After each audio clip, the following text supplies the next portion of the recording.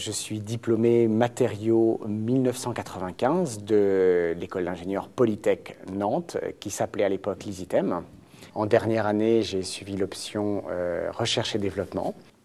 Et le stage de troisième année, qui est le stage quand même le plus important dans la scolarité d'un ingénieur, a été effectué chez Airbus à Nantes, au laboratoire de matériaux composites, où j'ai piloté en fait des essais croisés sur l'étude de la résistance après impact de matériaux composites.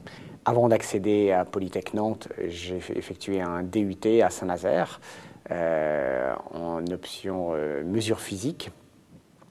Et d'ailleurs, j'ai appris à connaître l'ISITEM via mon stage de fin de DUT qui s'est déroulé au laboratoire de thermocinétique ici à Nantes.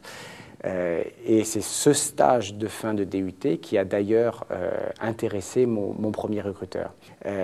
J'ai trouvé mon premier emploi chez un équipementier automobile de la région où j'ai rempli des missions de chef de projet, où j'étais en charge en fait du pilotage de tous les aspects de conception, d'industrialisation, de pilotage des interfaces clients et fournisseurs autour de donc de conception de nouveaux produits pour cet équipementier.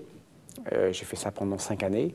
Ensuite, j'ai piloté des projets dans un secteur tout à fait différent puisqu'il s'agit du milieu de l'information.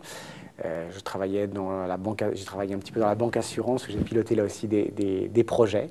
Et depuis maintenant 7 ans, j'interviens dans un cabinet de conseil qui s'appelle Altran, où j'ai été consultant pendant 5 années. Je suis intervenu directement dans les sociétés pour faire de l'optimisation des process de fabrication, pour mettre en place de nouveaux outils de pilotage. Et depuis 2 ans, je pilote un centre de profit pour Altran. J'ai donc une équipe de consultants, j'ai des clients et je fais en sorte que mon centre de profit soit prospère.